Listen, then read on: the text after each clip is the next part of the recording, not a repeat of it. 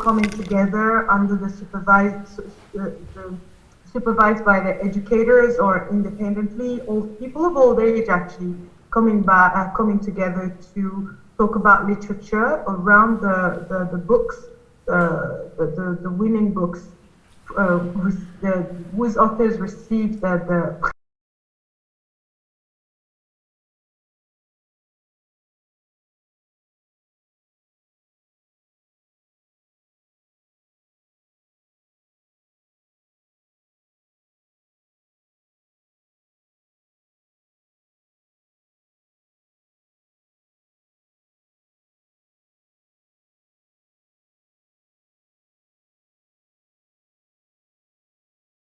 Le prix littéraire Les Afriques, en fait, il est réservé aux écrivains africains, mais la compétition Kalahari, elle est vraiment ouverte au monde entier. Et cette année, on a fait la compétition sur 3 langues, le français, l'anglais et le swahili. Donc la première remise de prix aujourd'hui, c'est réservé aux anglophones. Mais on a eu en tout et pour tout 1100 nouvelles qu'on a reçues du monde entier, donc sur lesquelles les membres du jury ont travaillé.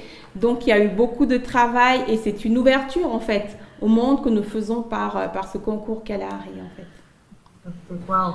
Okay. So the prize Les Afriques is only for African writers. However, the short story competition is open worldwide, and this year over 1,000 short stories were received by La Scène Littéraire. So quite impressive for the winners who can be proud of themselves.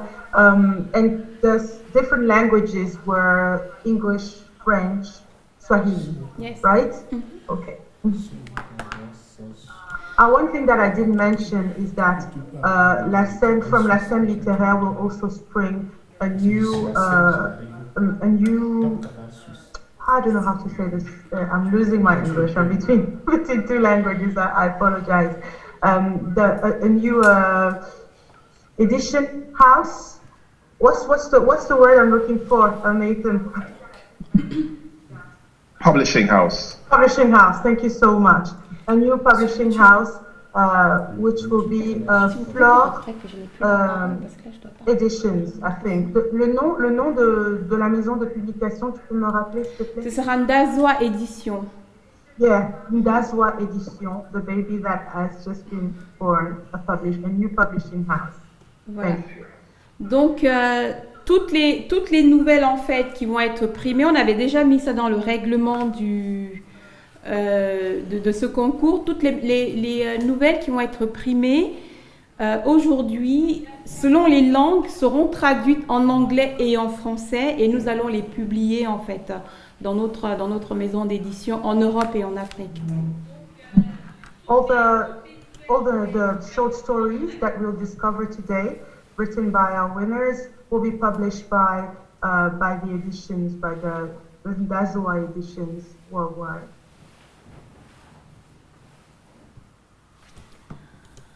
Alors, le mot de fin, c'est vraiment, je remercie en fait tous les participants à ce magnifique concours. C'était un coup d'essai. On s'attendait à environ 200 nouvelles, on en a eu plus de 1000. C'est un véritable succès. On vous remercie tous de nous avoir fait confiance, de nous avoir envoyé vos nouvelles et on espère qu'on ne va pas vous décevoir en fait dans la suite des activités. Voilà, merci beaucoup. A big thank you from Flore Agnès, who specifies that they were expecting around 200 short stories, but 1,000 came in. So a great joy for this success, and a big thank you too.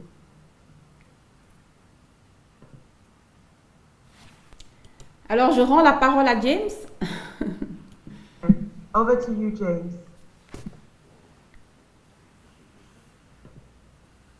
Merci, Flore. We've had one of the jury members chatting about the stories. Maybe if Mary Mayland, you can introduce your other jury members. We also have the president of the jury here. Okay, sorry. You want to introduce Agnès, tu veux présenter le président du jury, s'il te plaît? Alors, le président du jury de la section anglophone cette année, c'est Monsieur Elnathan John, que nous tenons particulièrement à remercier aujourd'hui parce que c'est lui, en fait, qui a organisé toute la partie anglophone de cette édition. Notre rapport avec Elnathan John date de l'année dernière parce qu'avec son roman Né en mardi, Born on a Tuesday, il était le lauréat l'année dernière de notre prix littéraire Les Afriques. Donc on a décidé cette année en fait de continuer l'aventure avec lui et c'est d'ailleurs l'extrait de son roman lauréat l'année dernière qu'on a mis comme condition en fait à l'intérieur de la nouvelle. Donc Monsieur Elnathan John, prix Les Afriques 2019 et lauréat de beaucoup d'autres prix que nous remercions aujourd'hui d'être le président de notre jury. So, translation here, warm welcome to Mr. Elnathan John, who was the president of the jury for this short story competition and the laureate for last year's prize. So there is continuity here because the prompt, the text that inspired the short story writers was from Born on a Tuesday, an extract from the laureate's novel, from last year's Prix Les Afriques. So Agnès is saying a big thank you and a warm welcome to Elnathan John. And personally, I want to add how happy I am to see him today with us. Welcome, Elnathan.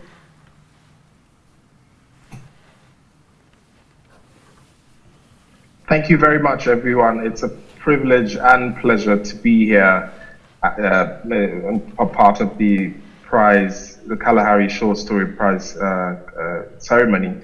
I am particularly pleased that two really fabulous writers, Melantan and Kaylin Hughes, were able to join us on this journey of trying to find out which of these stories will emerge to receive these three prizes.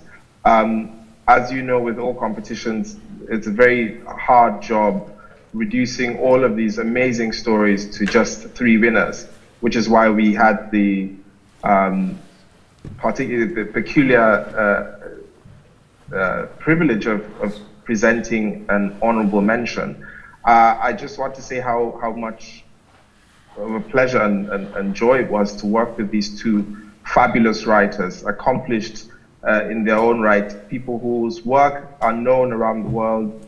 Melantan, an amazing short story writer, the author of several books, and Kaylin Hughes, whose book, The Wild Laughter, has also just been published.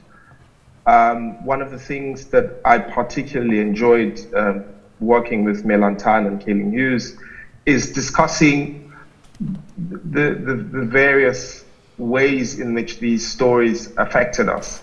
And as you know, where there's more than one person, stories affect people in different ways.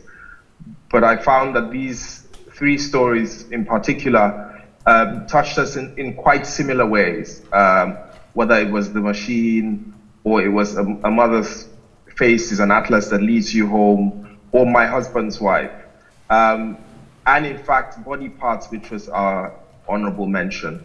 We were very thrilled to think about things like craft and content and form and tone and the ways that stories moved beyond the particular constraints of the short story to explore large and sometimes complicated themes, you know, whether it is love or melancholy or loss or emptiness or just desire. I think that the short story is truly alive and well, and every time I have the privilege of reading short stories, this fact becomes even clearer. I would like to encourage everyone to read all of the stories as soon as they are published, and to congratulate all of the prize winners and the honorable mention for the great work and for allowing us into the lives of their characters and allowing us to look at their work, because that also is a great privilege. So once again, I want to thank La Scène Littéraire, the entire team, for the privilege of allowing us to do this and reading stories from as many countries as I believe 49 countries. And I think that we are enriched by this process.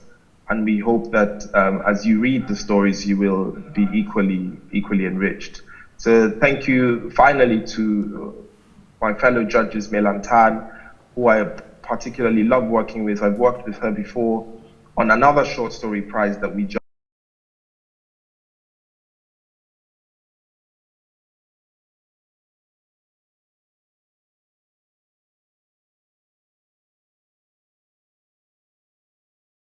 I will see the rest of my time now. Thank you very much.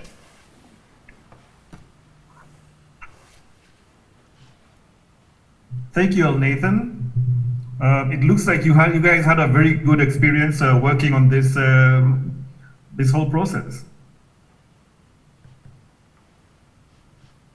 Indeed, we did. We did. It is quite, I think, rewarding when you work with people whose egos are not in the way. Even though we are all three of us writers, it's very easy for the typical writer's ego to jump into the room and say, well, no, this is what I think about this story, or this is how I see it, you know. And we are from three different parts of the world.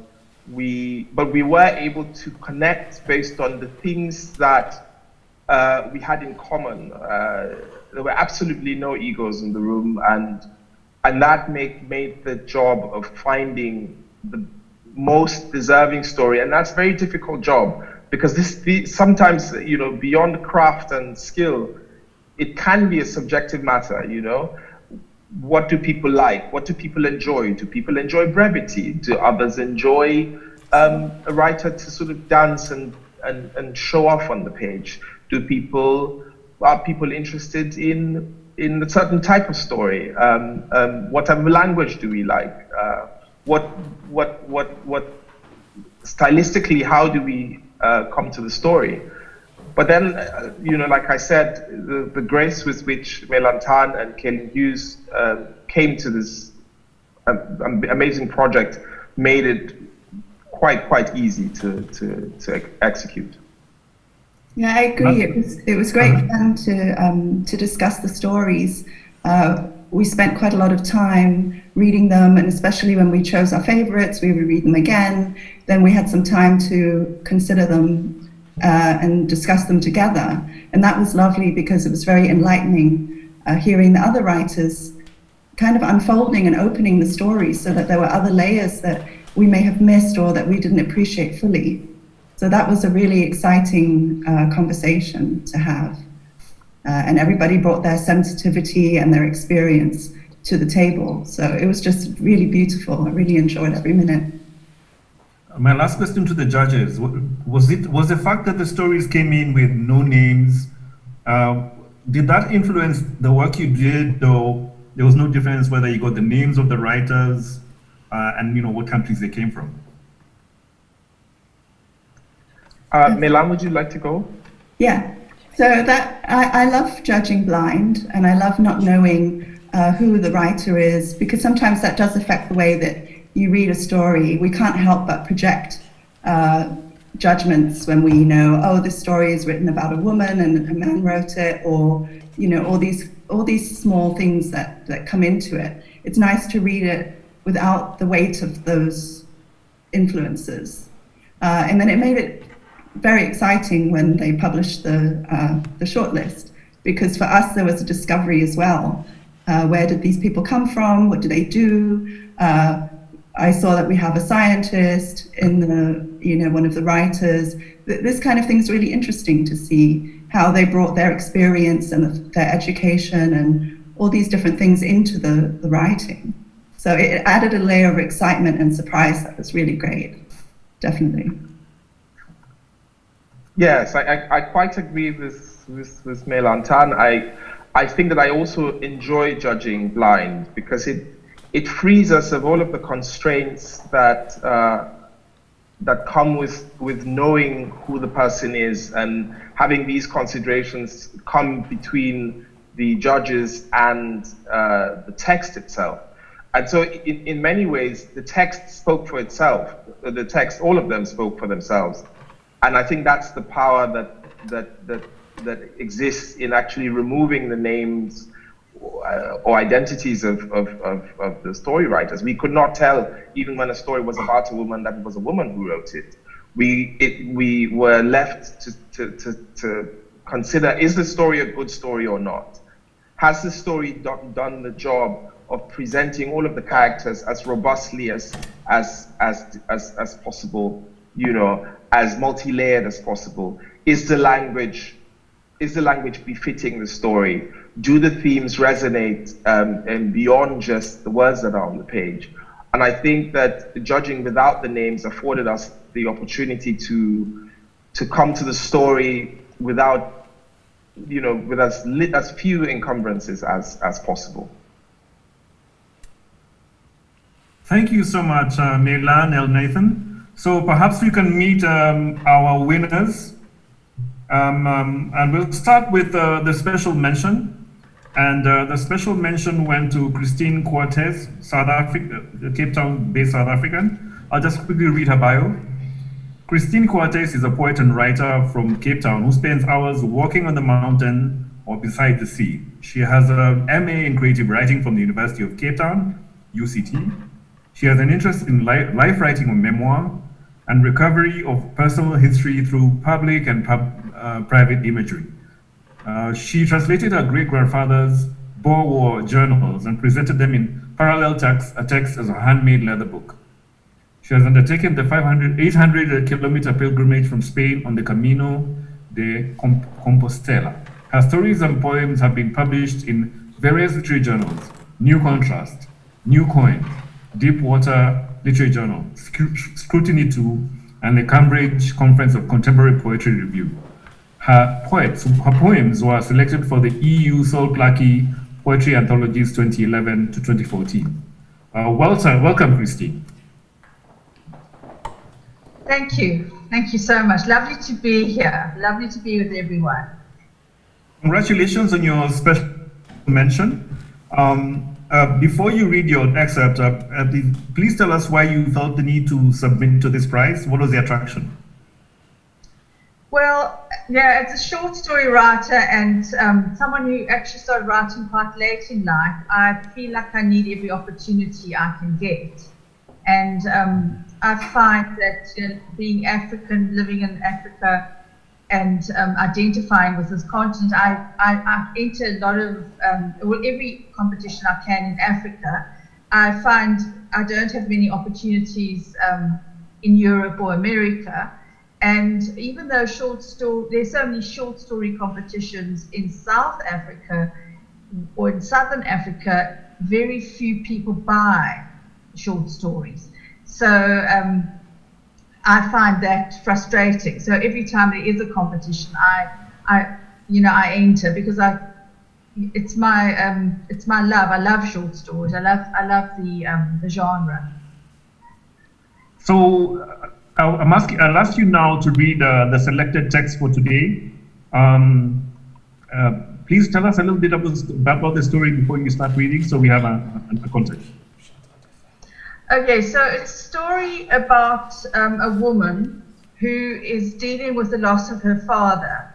She lost her father when she was a young girl, and it's something that's followed her right through her life. And so we find her, as an adult, swimming in the sea, and her swimming reminds her of how her father sent her to swimming lessons when she was younger, and she didn't really enjoy that.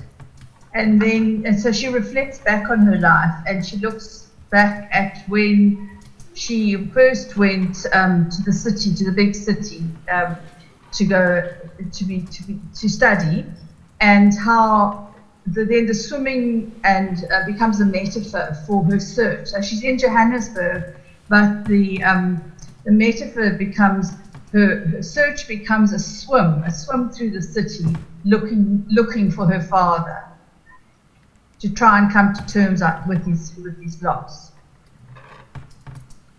Okay, please read. Okay. Body parts. In the year without my father, the year I turned 18, I wandered the streets of Joburg as if I was doing laps in a pool again, up and down, in and out. I wanted to call out to my father to watch me, but he was nowhere, not in Commissioner, Rissik or Pritchard streets. I couldn't find him in Anderson, Diagonal, Elof or Loveday streets. I floated along pavements, breast-stroked past entrances to parking basements, crawled past newspaper vendors at corners, beggars at traffic lights. I swam between the red city buses and morning traffic, veering between tsunamis of motorbikes, shoals of Yamahas and Suzukis. Keep brushing against death, I told myself, until, little by little, it becomes a whisper, just a breath, and you can face anything. Sometimes I was sure I saw him, my father, just ahead, turning a corner. I'd paddle, quickening my pace, my heart fast. At lunch times, I turned on my back, stroked across the Oppenheimer Gardens, dived under the sculpted springboks, vaulting arc over the fountains. Signs on benches read, whites only.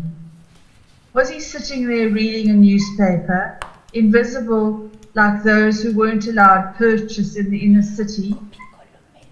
Once, I followed a man all the way down Anderson Street.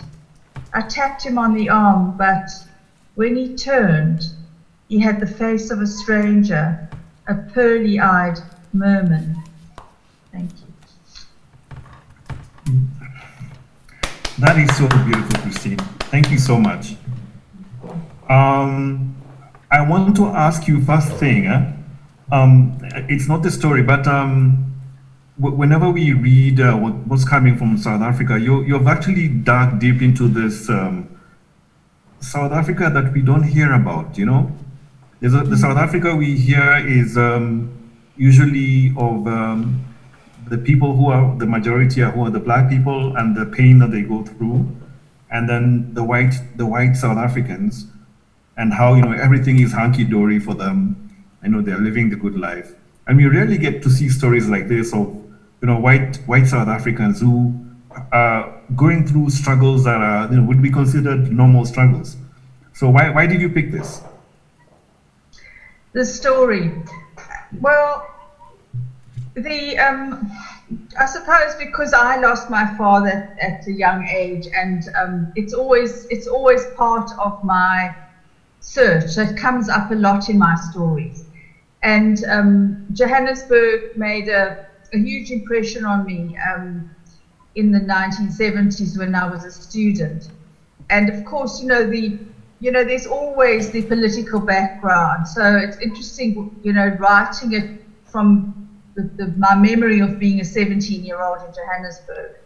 And the city has changed completely. It's just, I love sort of the archaeology of memory, going back and finding images and memories of smells, memories of places. And there was something about just writing about those streets and the search for him and the memories of those places that seemed to vibrate, and I felt that I used the imagery of swimming and fish to kind of explore almost the underwater, the unconscious of the pain and the loss that she was going through. That's beautiful. I'll tell you, I read the story, and the first thing I thought about it is, it's not a very common thing to hear about South Africans walking into the oceans with the sharks, where sharks might be swimming. Is this something that's normal? Well, it's normal for me because I swim a lot. I swim at Musenberg and other places too. And I am scared of sharks. It's something I've had to get over. But you know, life is actually full of sharks. You know, people can walk across the road and get hit by a car. And sharks are actually, you know, very demonized. I mean, about 5 people in the world are killed by sharks in a year. And how many people get killed by cars? So, yeah, I'm nervous of them, but they're actually not that common. My last question for you is, this is fiction, but you've also written quite a bit of poetry. How do you infuse the fiction? How does does the poetry influence the fiction, or the fiction influence the poetry? Well, it works both ways. I mean, it's all from the same source. So I find that I like to write narrative. I free write a lot. I write narrative. Something comes and then I work on it. Often a story comes out in a short story. So in fact, I have a poem called City Swim that came out of this story. Yeah, they feed each other. You know, the imagery really enriches my poetry. And sometimes, you know, when I've written a poem, it will trigger off a short story, but it's most likely the other way around. The narrative, the story triggers off a poem. Thank you so much, Christine, for this beautiful story. And thank you, judges, for giving this special mention. It was beautiful. Yes, thank you, judges. Now we go to number 3.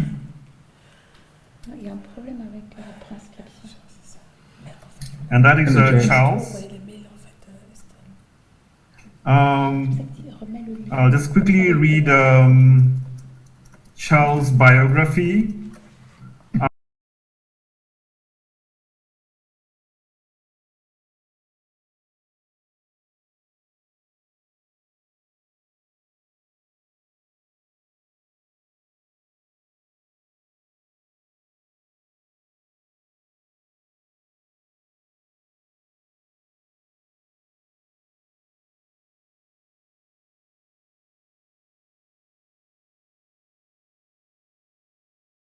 The same question for you. Why did you feel the need to apply to submit this story to the Kalahari? I think I saw this competition, the call for it, at a time when I really wanted to start putting myself out there and with my writing. So I felt it's a perfect match. I read what was needed and I thought I'd give it a shot. Yeah, and I had seen before I had encountered Born on a Tuesday already. And then I read it had won in this organizers competition. And I was very excited to be part of that world, and yeah. Thank you so much. Would you like to read the text that we have selected for this session? Yeah, sure.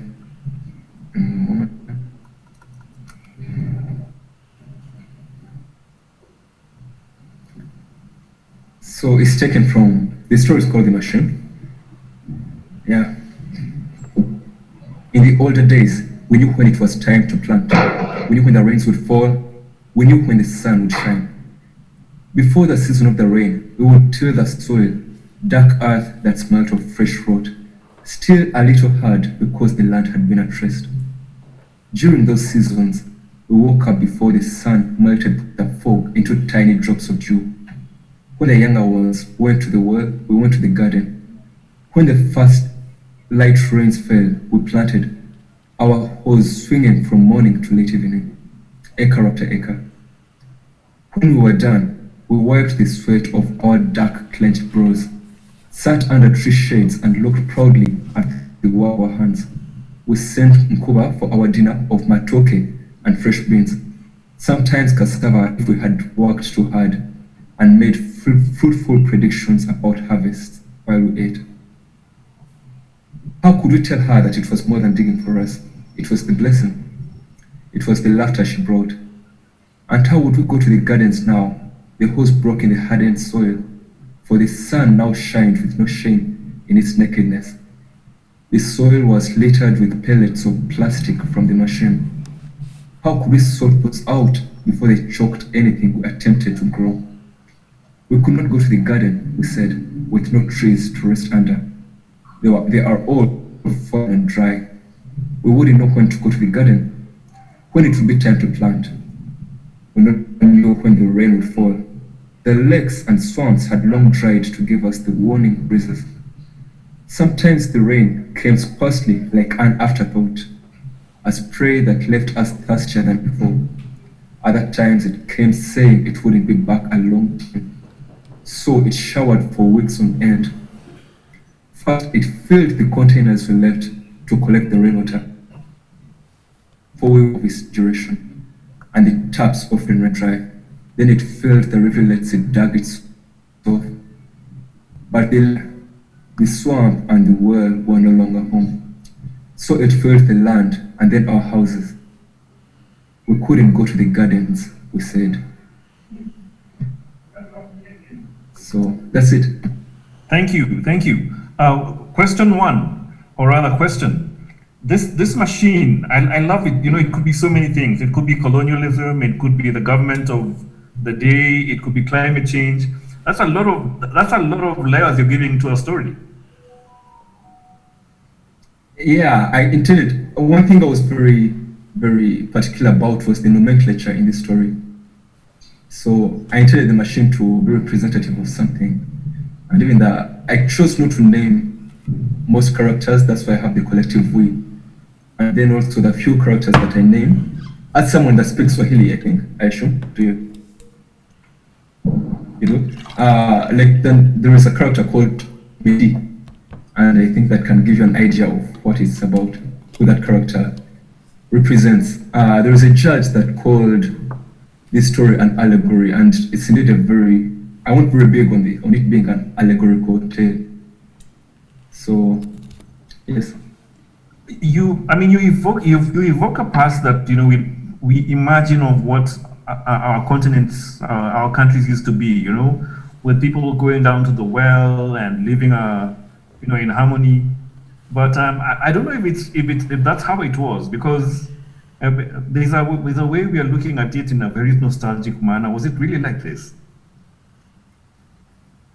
Yes, I think it was very intentional because I wanted to create that sense of loss of that. So I had to start from a place where I have to strengthen that element. And it's not very fictitious because I used the memory of my mom's, in Uganda we call them villages, like my mom's ancestral home. So we used to go there when we were kids, and there was this well.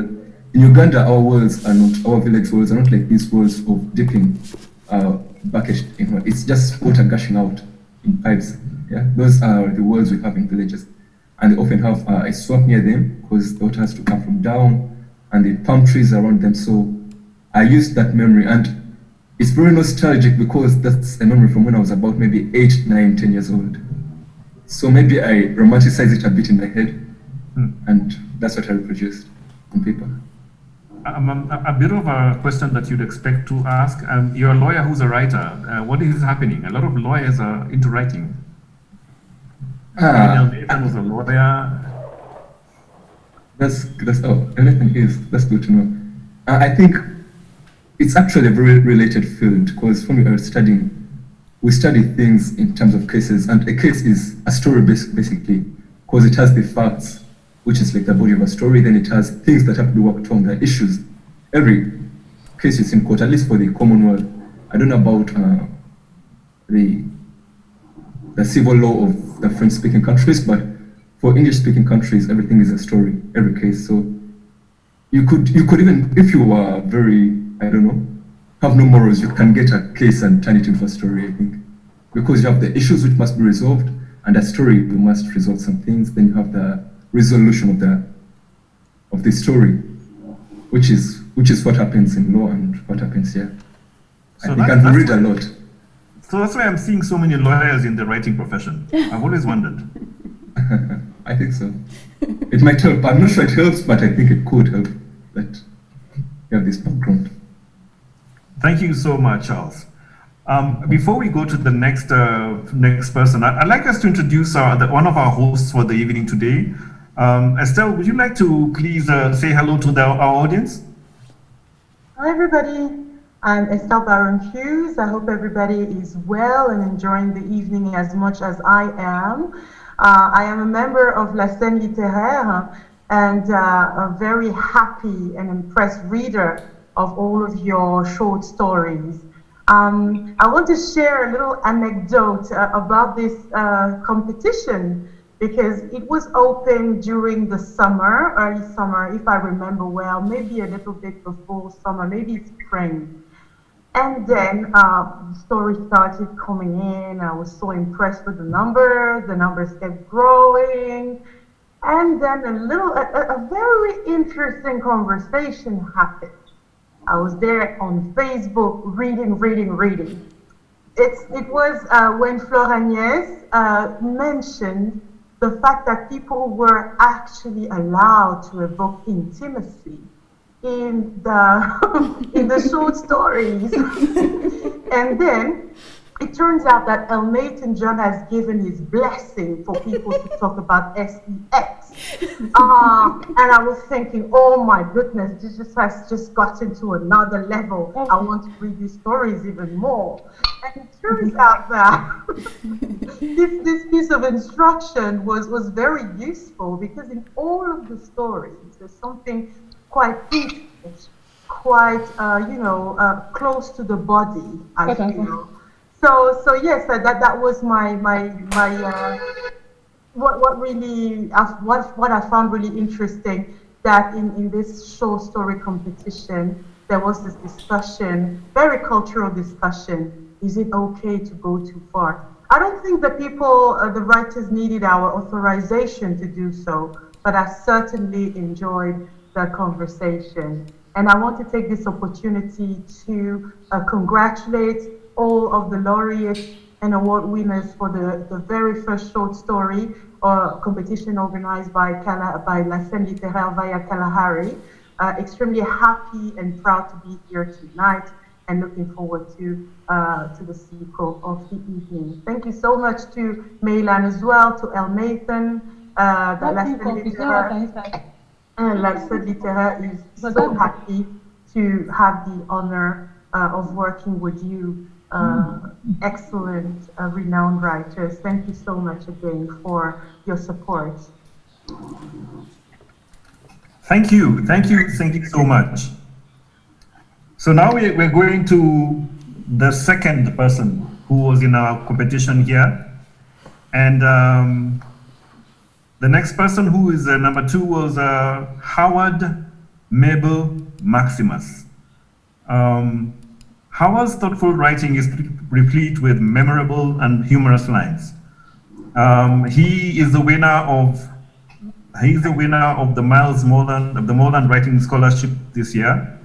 And I want to introduce, hello Howard, please come on screen. Howard? Hi James. I see you. How are you doing, man? You're having quite a year, yeah? You just won the Moreland Prize. And now you're here with the Kalahari Prize. I know. The year started rough, but it's trying to make up, I think. This is your year, Howard. I think it's trying to make up for all the... So what we'll do is we'll ask you to give a bit of context of your story, and then you read the selected text. Okay. So context to the story. So when I saw the competition, first of all, I'm a lazy writer who is working on a collection of short stories. So when I see competitions, I like to get in because I need all the pressure that I can get to write. So when I saw this one, I was excited because I've read Born on a Tuesday and I loved it. And it was also an opportunity for me to just write a story. If it's good, good. So when I saw it, I thought of the line that was supposed to be in the story, and I was thinking, okay, that means the characters are supposed to be uncomfortable, in a place uncomfortable enough that they want to leave. And then I started thinking back in secondary school, where these 3 girls practically dodged school and were going to go to America to become like the next Destiny's Child. And I remember being scared and being like I was scared for them, and I was also envious of them because I remember all of us wanting to travel abroad when we were in school, and that just came to me, and I just decided to write a story of teenagers who are trying to, leave school, trying to find their way abroad, and all the things that could come with that. Yeah. So, would you please read the text that we've selected for the day? Okay. So it's an excerpt of A Mother's Face is an Atlas that leads you home. We are standing at the airport. We have stolen books, usurped my fees, and sold your stepfather's car. We have burned bridges and left paper notes to rebuild them. We have done all these things so we can be at this airport at this time, waiting for Mr. Beta with our passports. When he comes, he is trailed by 15 other prospective travelers. We circle him. He is calling out our names and handing over our passports the way class masters do with students' report cards. You look at me and I open mine. I feel my hands tremble. When I flip the page open, there is no visa stamp.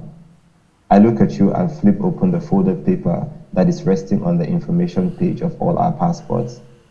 The letter is from an organization we do not know, inviting us to Bangladesh. There is also a flight ticket that would have us stopping in Ethiopia, India, and then Bangladesh. I have never heard of Bangladesh, but you know about it from Uncle D, something about a cricket game which you wonder why he watches. There is a riot now. We are fidgeting. A middle-aged lady shouting at the top of her voice about how this has got to be a joke. She has heavy suitcases filled with dried, parceled foodstuff. Mr. Beta is calm, bored even, like someone who is too used to this. He tells us to calm down. There was nothing in America that was not in other countries. If we really think about it, isn't it opportunities that we want? All we need to do is follow him and he'll give us jobs. A man at the back says hustle is hustle, no matter the place. What matters is the money. The woman pulls Mr. Beta by his belt and says she'll deal with him in this town before taking her things and leaving. You look at me and say 3 countries. On the plane, I have a dream where I am dancing on a cricket stadium to the bedazzlement of a Bangladeshi crowd. Wow, that is really good, Harold. That is really good. First of all, I'm just, it started so hopefully and then it went not so well. What's the story there, man? So, like I said, those 3 girls came to mind.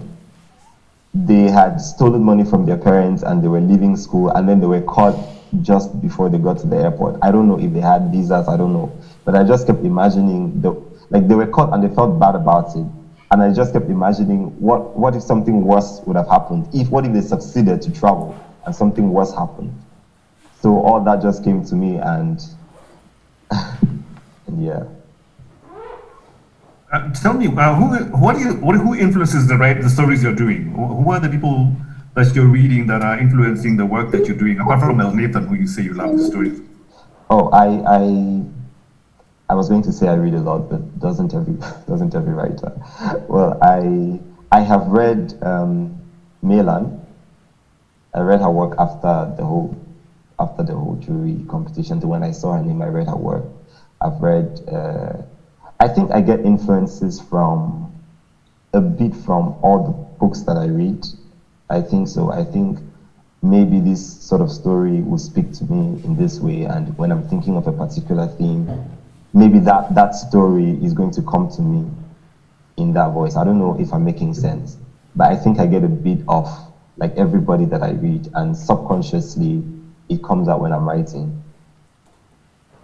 So my stories can be very different.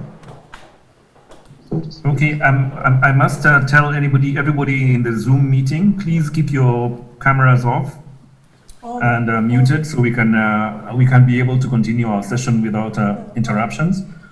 Howard, it's a personal question. Where do we send applications to get some money from your Molans? You have my email. I'll send you one. I'll send you one that's not working properly. Oh yes, a true 419 email. Thank you very much, Howard. Thank you so much, James. So everybody in the room, I know you have questions. Please just keep them ready for these guys.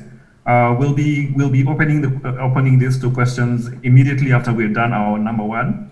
And I was wondering, James, if you wanted the voice muted or also the cameras off, because I was thinking today is the Authors' Day. Maybe they want to see the faces, the appreciated faces of everybody who joined. So I'm talking about the people who are not the panelists today.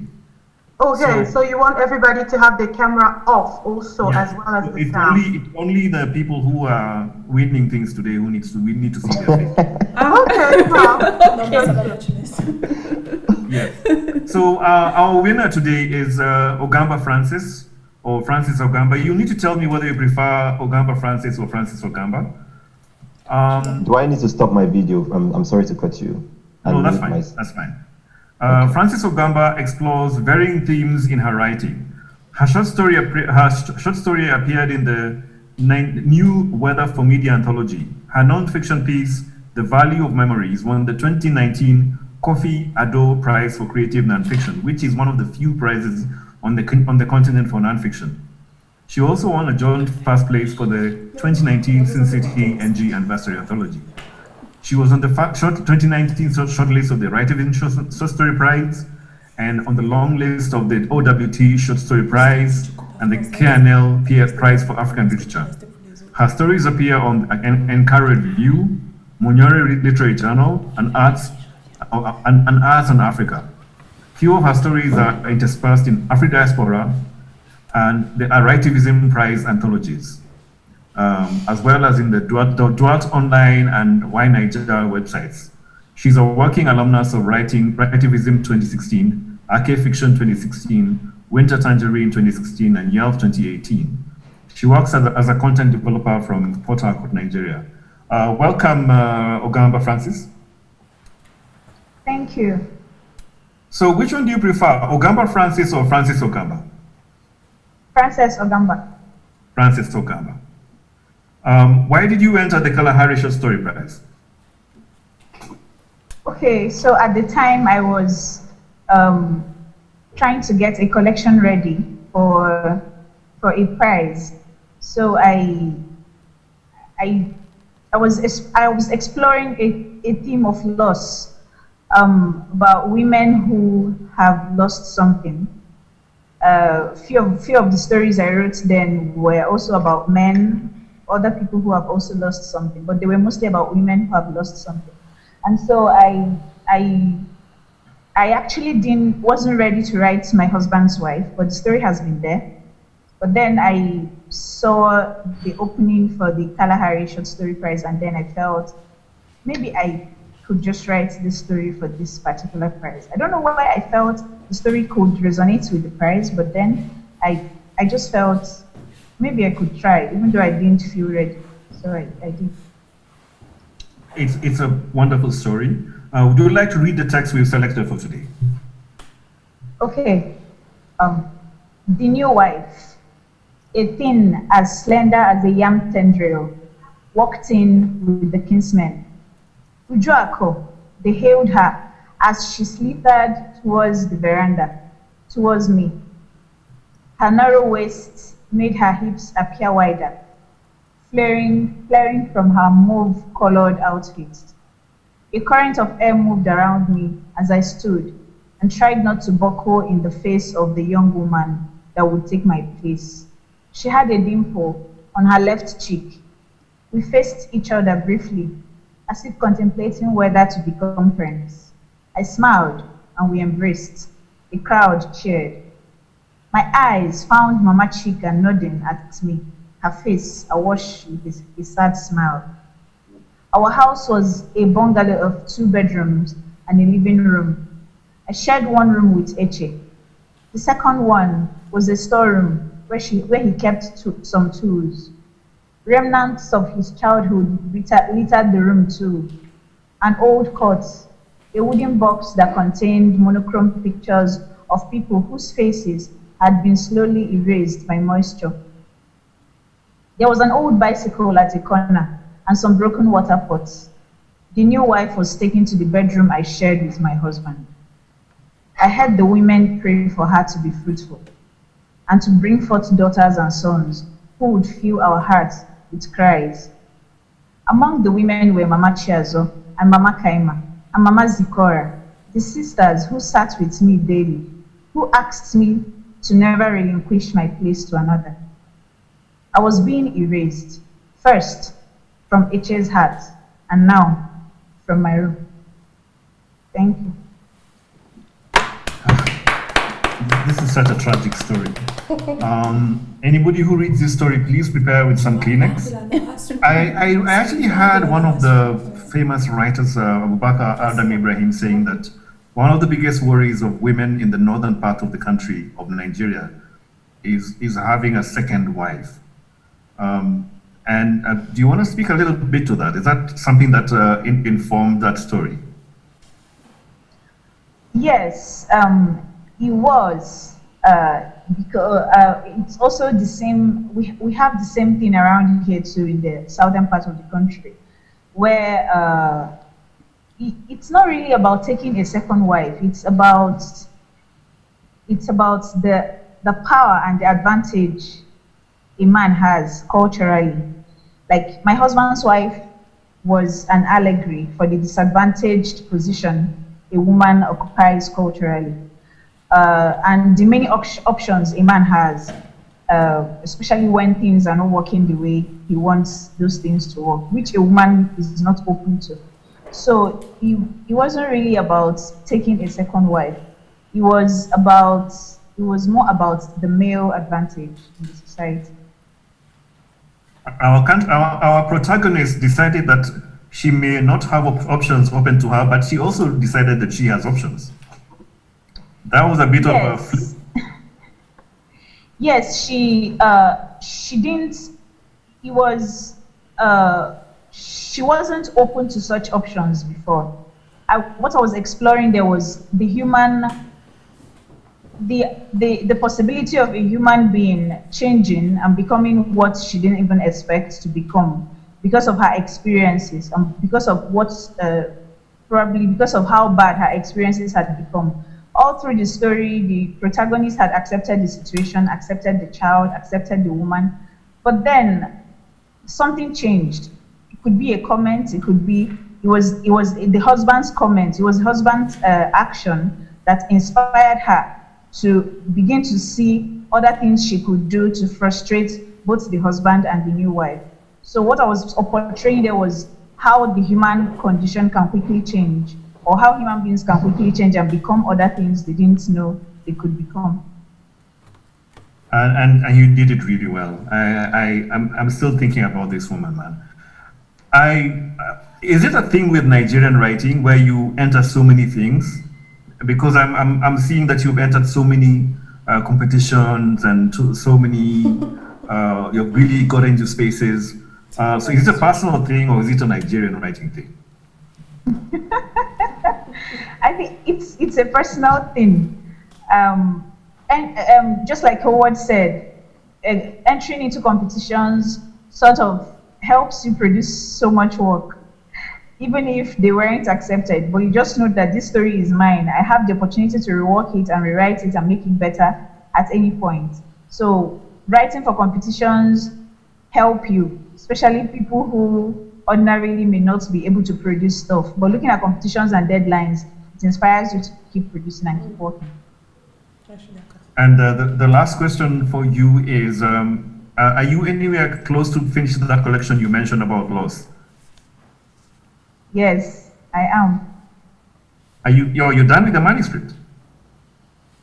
Yes, but I intend because the manuscript is somehow mixed with other stories that are a bit different. So, but I intend to produce more stories that would have a uniform theme. Wonderful, wonderful. Ladies and gentlemen, when these stories come out, please make sure you read all of them. They are really beautiful stories.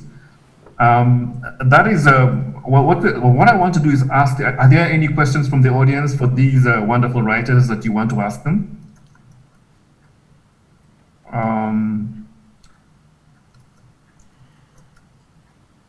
Your time has come, ladies and gentlemen. Those of us who are waiting for questions, please. As we wait for the questions, I'd like to ask, because somebody had asked in the audience, in the comments, and this is something I've been asked that people have commented about, and you mentioned it about the new publishing house. When we will be able to see, this goes to Flora and maybe Estelle, when are we going to see this anthology of these short stories that were selected in print? And where can we see them? Yeah, this is definitely a Flora Agnès question. Quand est-ce qu'on va pouvoir lire ces histoires éditées? Oui. Alors, l'idée, c'est... déjà, on a fait une compétition en 3 langues. Et là, il n'y a que la compétition en anglais qui a déjà reçu ses résultats. Donc, à partir de la semaine prochaine, nous allons donner les résultats du Swahili et en janvier, les résultats du français. Donc, l'idée, c'est que chaque... les textes, en fait, qui sont imprimés dans une langue soient traduits dans une autre langue. Ça veut dire qu'on va devoir donner ces textes-là à des traducteurs professionnels. Et lorsque ces traducteurs professionnels auront fait les croisements de langues, là, on va préparer l'anthologie et ça peut nous prendre à peu près, on a estimé à 7 à 8 mois, parce qu'il faut qu'on discute encore avec les auteurs, en fait. Les auteurs qui ont gagné aujourd'hui sur leurs droits, en fait. Parce que là, on discute, en fait, du prix, on leur remet les prix aujourd'hui, mais après, il faudrait qu'on rediscute des droits d'auteur. Et qu'on fasse des questions des traductions. Perfect. Just a quick translation. This is the award ceremony for the English short stories. In a few weeks, we'll have the Swahili award ceremony as well, and in January, the French short stories ceremony.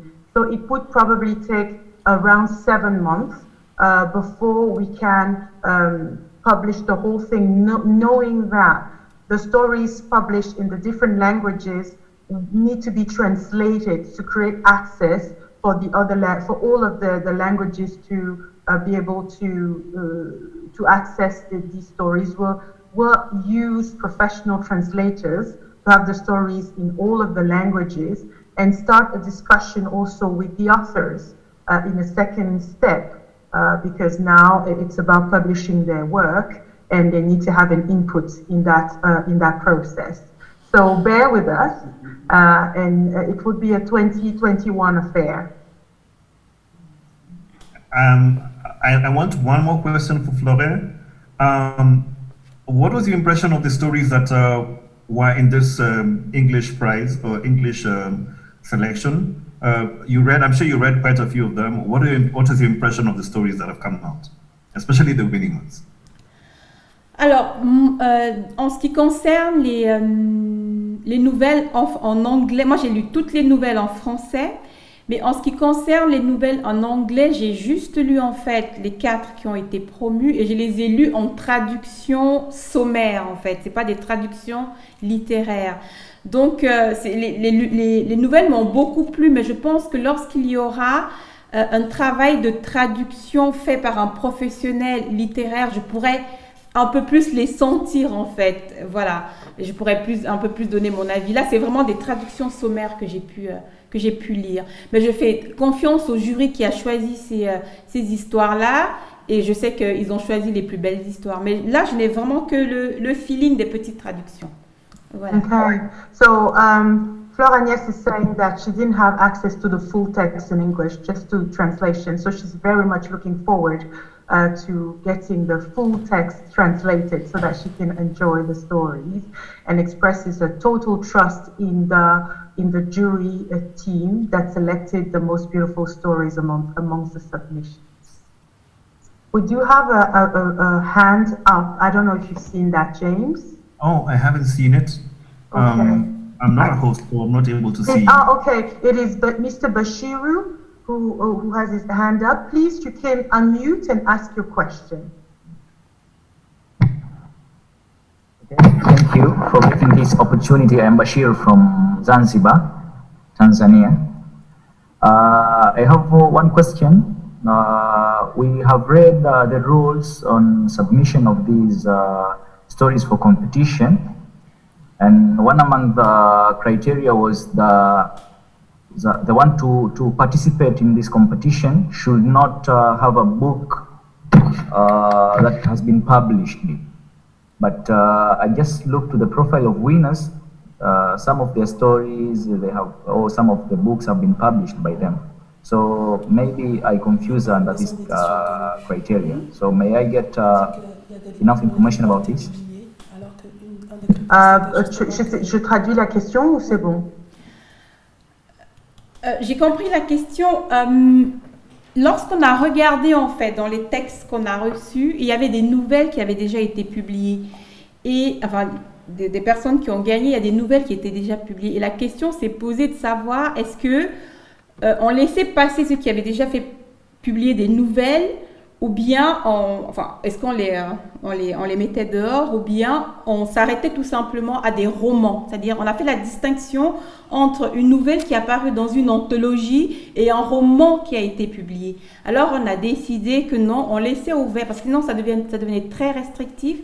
On a décidé de laisser ouvert la compétition à des personnes qui avaient publié une nouvelle dans une anthologie. Et on a fait sortir ceux qui avaient déjà des romans entiers publiés par des éditeurs en fait. Okay, so I don't know if you got that. Let me translate for everybody else.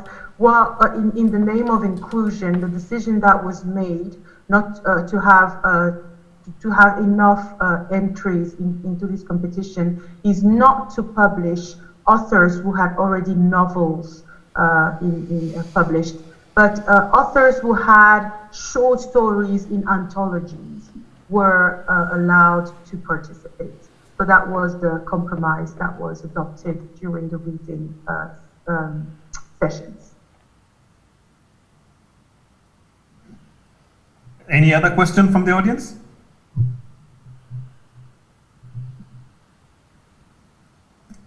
No more questions? Shall I continue asking questions? I do have one Yes. that I want to ask Howard as a fellow Cameroonian, and also just because I was intrigued by the use of language that you mentioned, James. I just want to ask Howard how it was influenced by the richness of language in our country. We know that we obviously are bilingual already in Cameroon. We also have Pidgin, Camfranglais, all of these very rich linguistic dimensions of our country. How did you use that? Is it where you went for inspiration, or did you look outwards? Thank you, Howard. Oh, hey. About the language, I didn't write too much about Pidgin or French. I think I used a bit of Pidgin English, so to speak, or like the way that we speak here, just like hustle. All hustle is hustle. Like it's not standard English, but it's just if you're Cameroonian, you'll get the vibe around it. So I think because I wrote it in a hurry, I was just trying to get the story down. But yeah, I think this is the third time I'm reading it. Maybe if I read through it, I'll actually see, oh, I used Pidgin here, oh, I used a bit of this here. But yeah, it wasn't intentional. That's how you just write it and then you read it like, oh, okay, this. It wasn't intentional. But I think I nuances in the story. No, I wrote it in such a really, hurry, but really interesting. Really interesting how you're deconstructing the idea that writing a good story takes time and mustn't be done in a hurry. You are winning the prize and saying, yes, I wrote this very quickly, and it just came spontaneously. And it's true, the language is very Cameroonian. I think I actually wrote a bit of Bangla instead.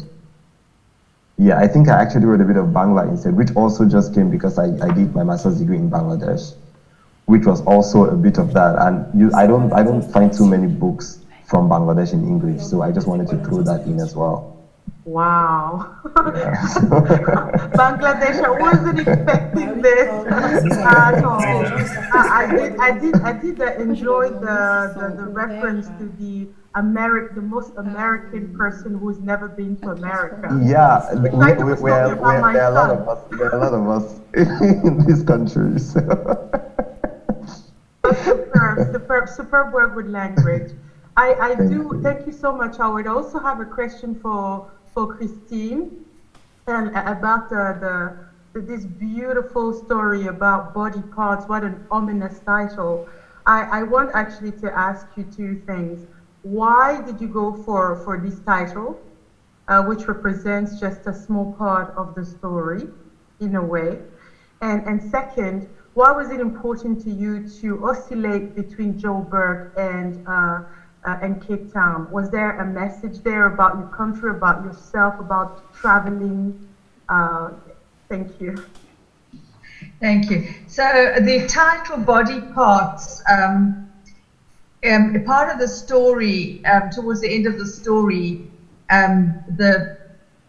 she sees some vagrant people, street people, one of them being taken into a dark basement.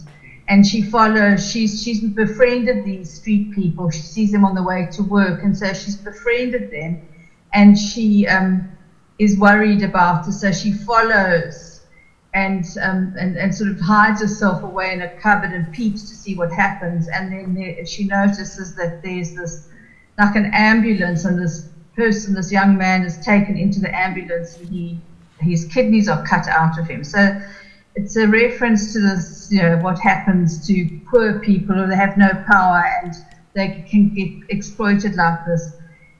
And but it also is because the main character's father was a doctor, a gynecologist, and part of her processing of the loss of him is also processing the horror of realizing as a young girl that what he actually did, and he dealt with women, and he cut open their stomachs to deliver babies, and her horror of that and trying to come to terms with that. And loss often does this. It mixes up your reality with your sort of childhood memories, and you try and work out you try and work your way through things by looking at these things at different angles. So she's that was for me one of the things was working through my own father's cutting women, and not only the healing but the horror of what he actually did. For her it was the horror as a child, but then coming to terms with the horror of what's happening in society. And in Joburg and Cape Town is because I've lived in both places. I lived in Johannesburg very much as a young girl coming into womanhood in the 70s, where I'd been born just after apartheid started, and so growing up in Johannesburg in the most formative years of being a student there was my very first political sort of awakening. And so when this character is thinking about Johannesburg in the 70s, it's really me trying to explore my own conscience of my consciousness. What was it like to be 17 in a city that was whites only, the white only bench that people could sit on. So I constantly not only explore my own sort of the loss of my father, but I constantly explore my own childhood. I think that's something as a South African, it's part of what I have to do. Is I have to constantly question myself, constantly question what I was brought up with, what I've done with it, how it impacts me. So it comes up in my writing a lot. And then I've lived in Cape Town for 40 years. Since the 80s, and Cape Town, is very much my soul home because of the nature, and it's where I've matured. I came when I was 30, and it's been a place that's really developed me, and I'm grateful for it because it's I've come to know who I am here. I hope that answers it. Yes, very well, very well. And as the apartheid is receding into the historical background, and some of the youngsters in South Africa have forgotten what it means to live in this context. There was even like a shock to read just as floating references to white only on the bench, So very, very subtle. Thank you so much. There's a lot of subtlety in the way you wrote the story. It was a powerful way of passing a very strong message, but in a delicate way. Thank you so much for this. Now I want to ask Francis a question about names. When you see this habit that we have in Nigeria, but also in parts of Cameroon and Ghana, to be called by the name of your child, Mama Shika, for example. It really says something about the status of women in Africa and how we are meant to have children, and we are defined by having or not having children, which shines a specific light on what happens to the main character, to be barren and to be disabled. All of that you have explored through the theme of loss, right? But I really want to know how you chose your names beyond the tradition of the mother who's got the name of the child. Was there a pattern, a message hidden behind your characters' names? Okay, no. All the names were my friends' names, so I didn't choose any. I didn't choose any name for a reason. And yes, you're absolutely right about how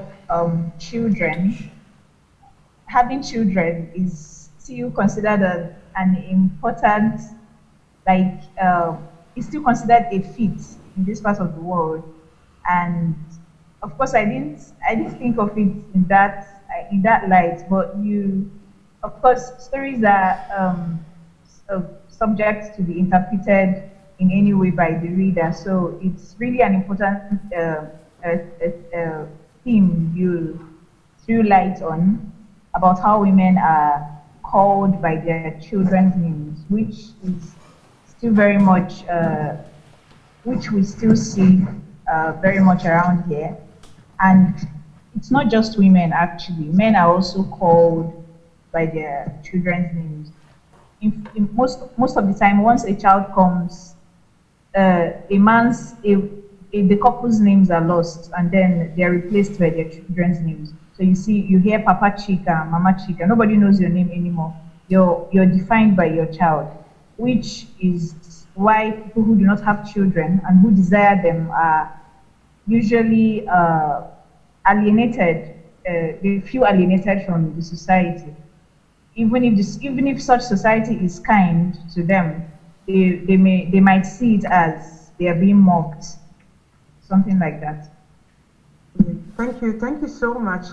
We cherish children on the African continent, and that I read from some sociologists that might actually be the reason why we're still here, despite slavery, despite colonization, is because we have lots of children. So bless all the children of Africa, and thank you for this reflection on how we are defined by maternity and paternity to the point that we can actually lost our identity if you do not have children.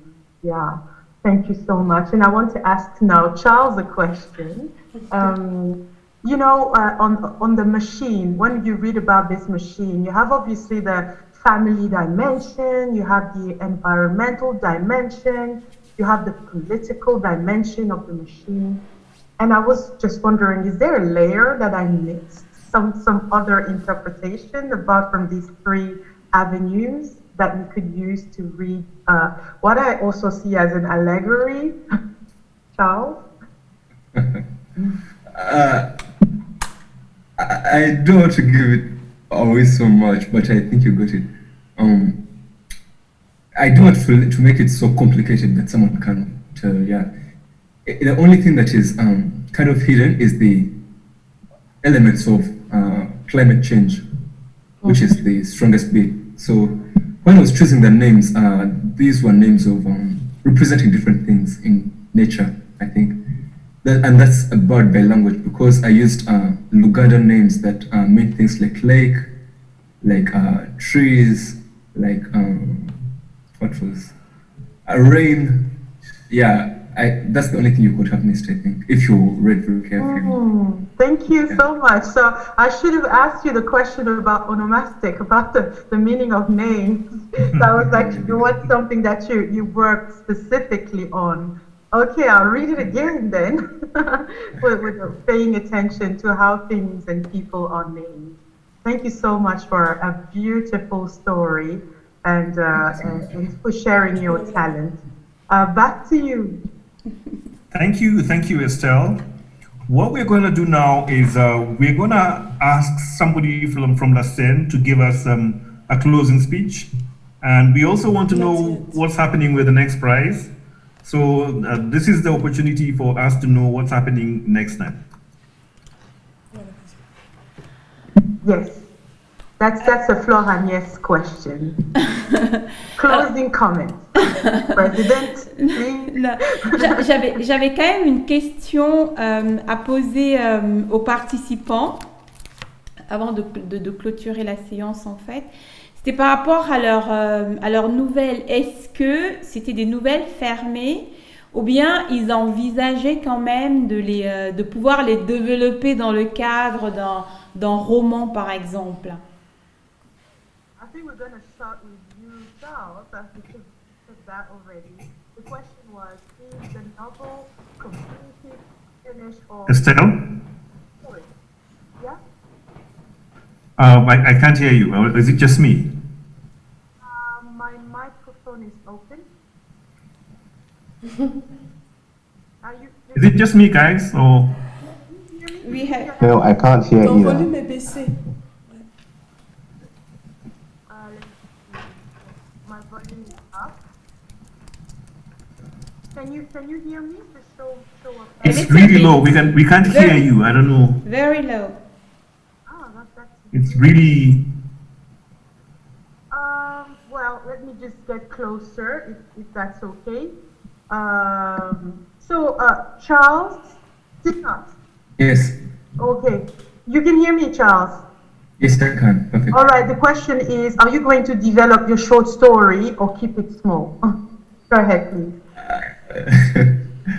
That's quite tempting, but I wanted to dedicate this year that I'm done with and to honing my craft, because I just started really 2 years into this. So before I can think of developing a novel, I have to first, I really think I should first hone my craft through short stories and any other media, maybe non-fiction before I can. Maybe the option is there and it's open, and I think it's possible. I can expand it, without building so much on it, but I'm not looking at that right now.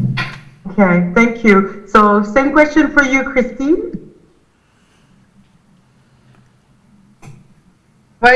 Would you ask me again? Of course, the question was, is the story, the body part, going to remain a short story, or is your intention to develop it further into maybe a novel?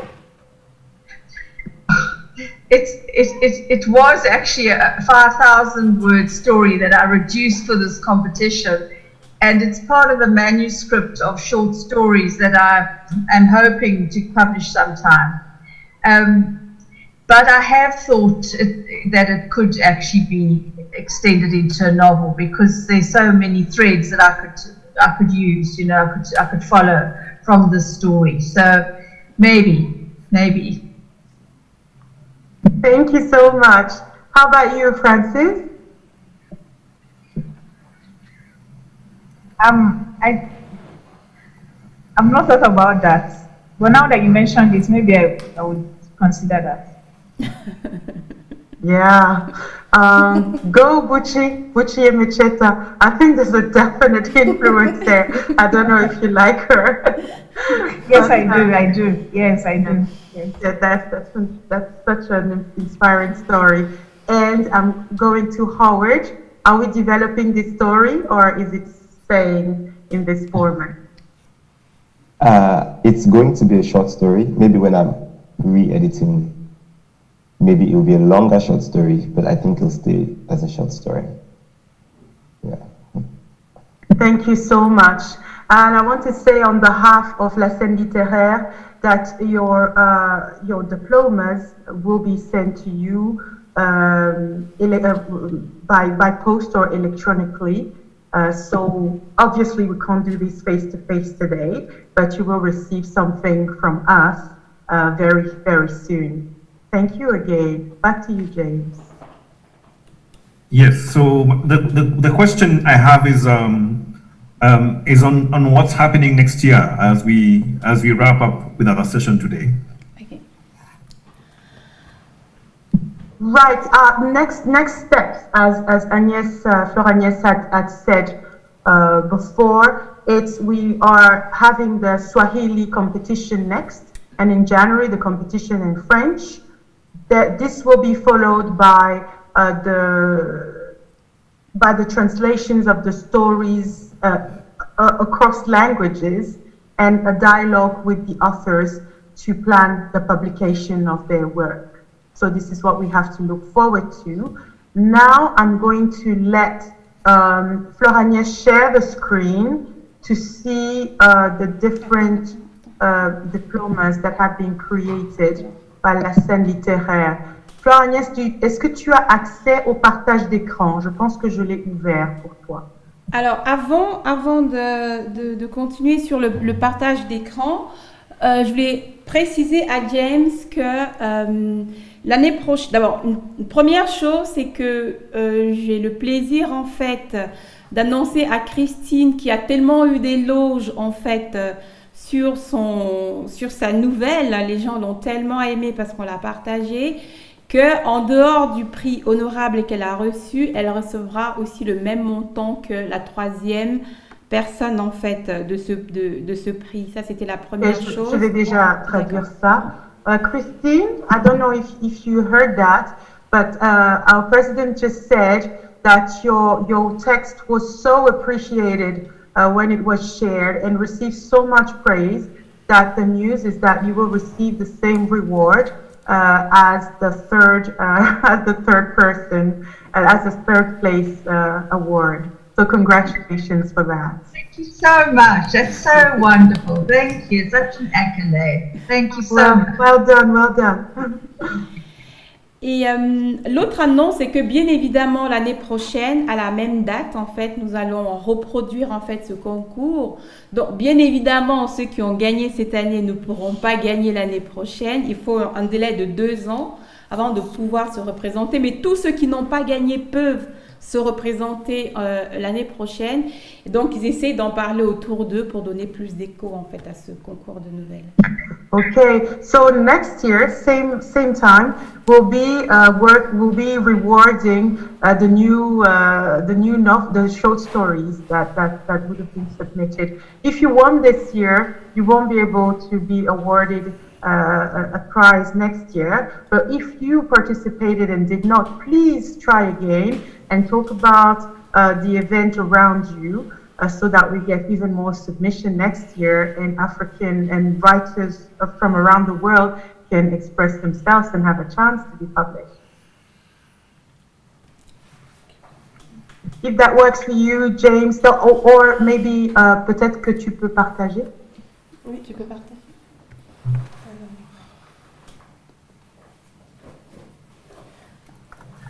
Alors peut-être qu'on rend la parole à James. Voilà.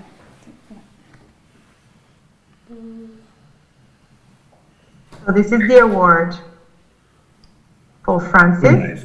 So nice. So nice. Beautiful. James, it's back to you. Thank you. So thank you, ladies, gentlemen, and Transren, for joining us for the last 1.5 hours. We've had an amazing few minutes chatting with some of the best writing coming out of the continent right now.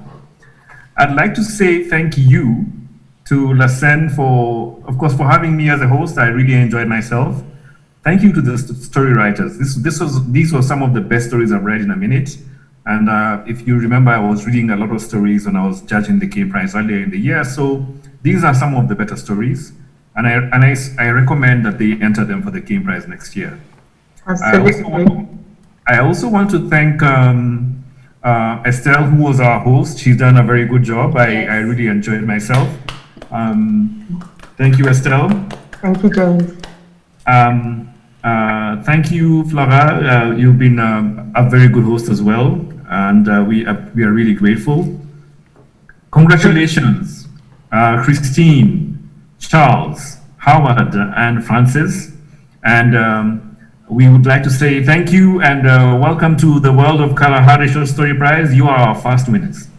Brilliant. I just want to add something to James before maybe Florania says the last word. If you could please, everybody, give some feedback, some words of encouragement, whatever you feel like in the chat, so that the winners can really get a feel from what you think there in the audience.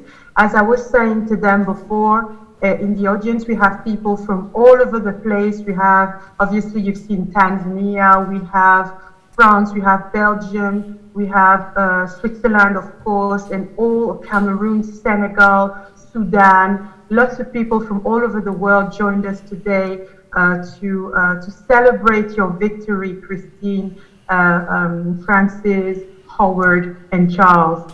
Congratulations for that, and I hope you enjoy the messages in the chat and that you're sharing your feedback in the chat right now. Mrs. President, please close. The few words are yours. Next week. It's very good to hear Mr. President, you know.